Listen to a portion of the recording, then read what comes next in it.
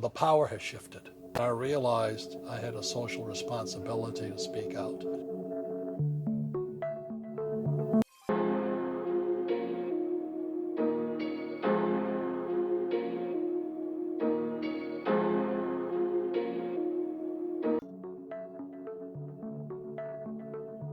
The power has shifted.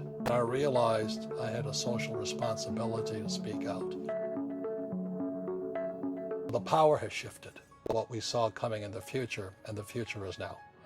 You know, today America's second largest debtor nation in the world.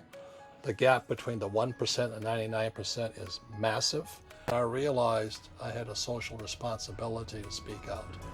So in '83, I sold my business, the Nylon Wallet Company, and my wife and I, and my friend Blair Singer and I, hit the road teaching what we knew about entrepreneurship.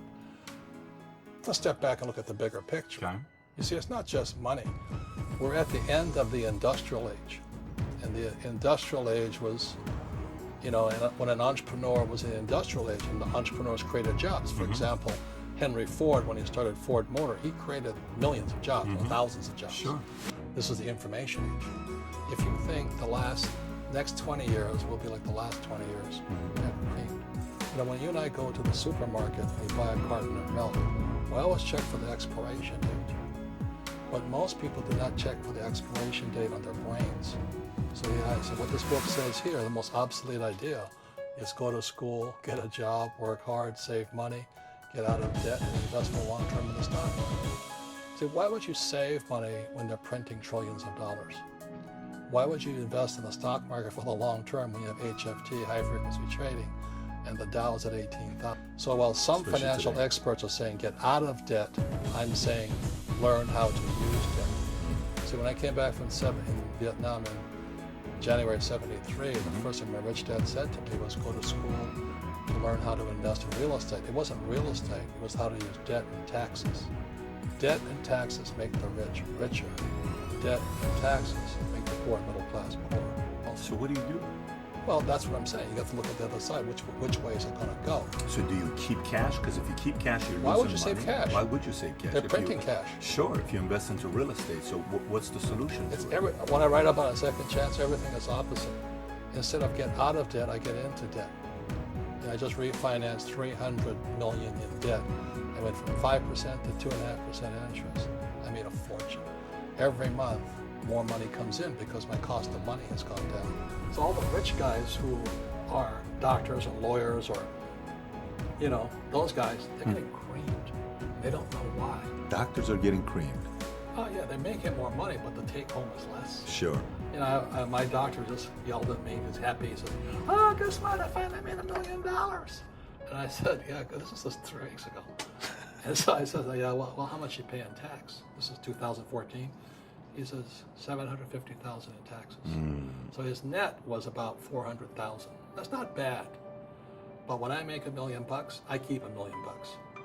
And the reason is because I don't make it by working for money. See, if you work for money, you're taxed. So that's why lesson number 1 in Rich Dad Poor Dad is the rich don't work for money.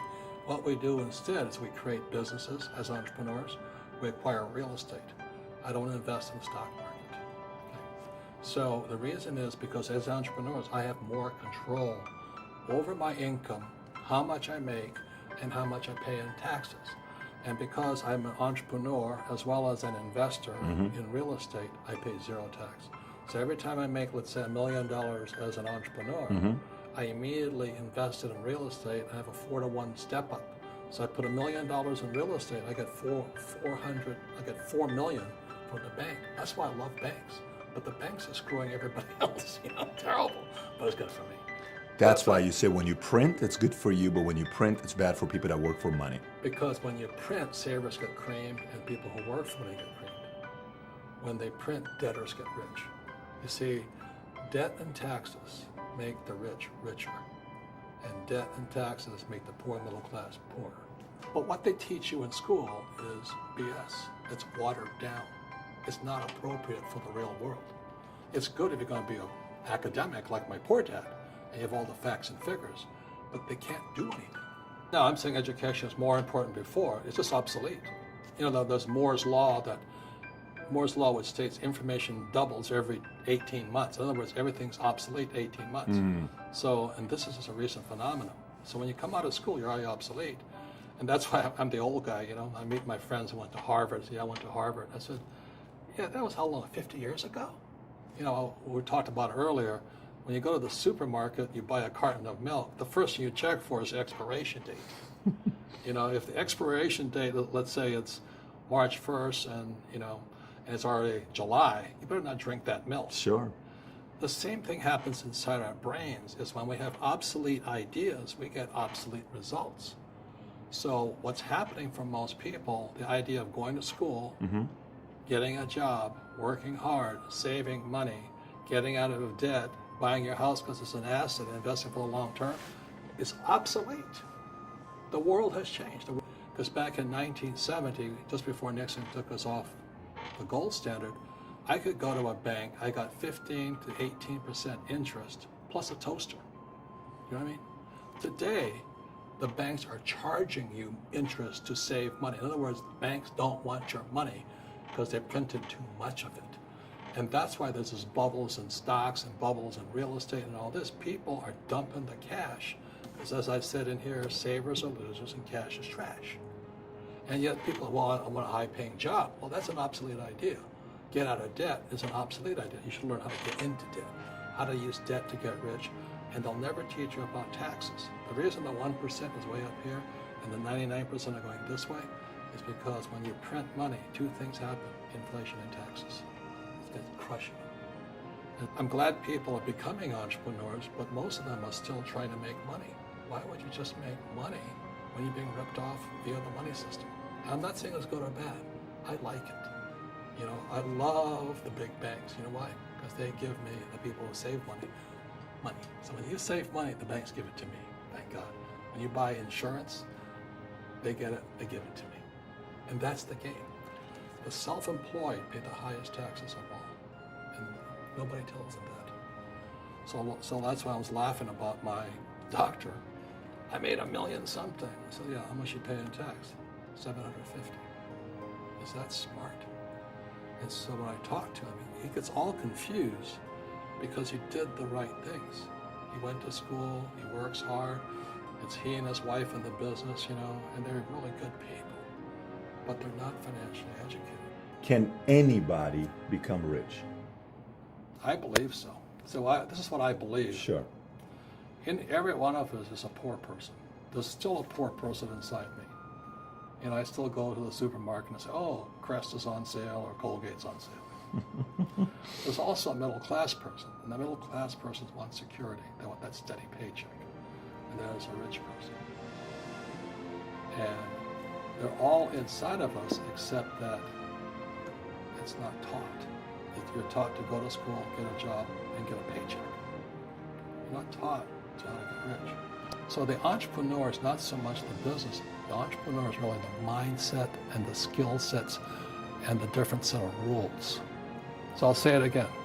Entrepreneur is a mindset first, a skill set, and rules. And depending upon whether you're an employee or a small business, the rules are different. The mindsets are different. The skill sets are different. Desire and ambition. Sure. That's what it takes. Sure. That's why I say everybody can open a lemonade stand, but very few can be a rich one. It's also called the entrepreneurial spirit. But what we were actually talking about was there's no such thing as a bad economy. You know, there's the external, you and I, we all have an external economy, but we also have an internal economy. And the willpower is to change our internal economy. There's always two sides, you know what I mean? Unity is plural, at minimum two. So if you think the economy is bad, it's because your economy is bad.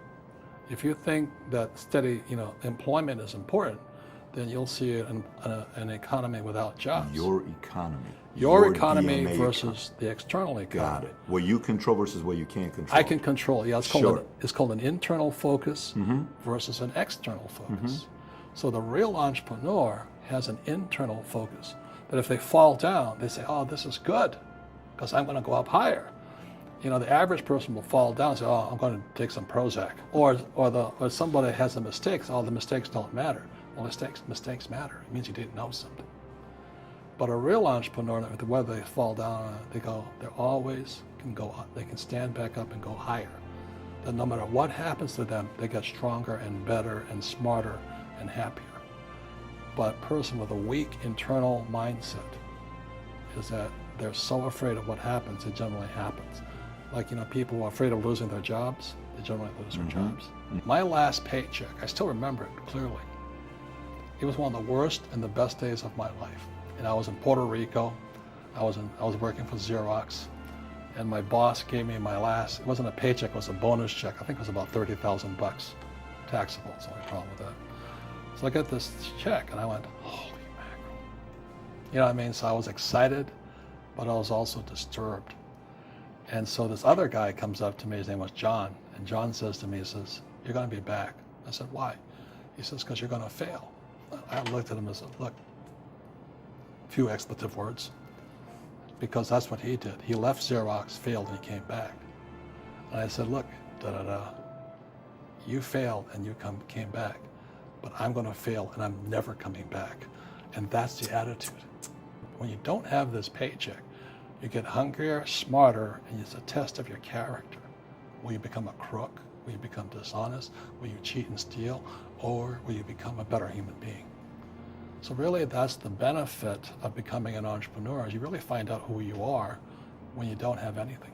If you're an entrepreneur and you're going to be a big entrepreneur, leadership skills and communication skills are more important than a law degree.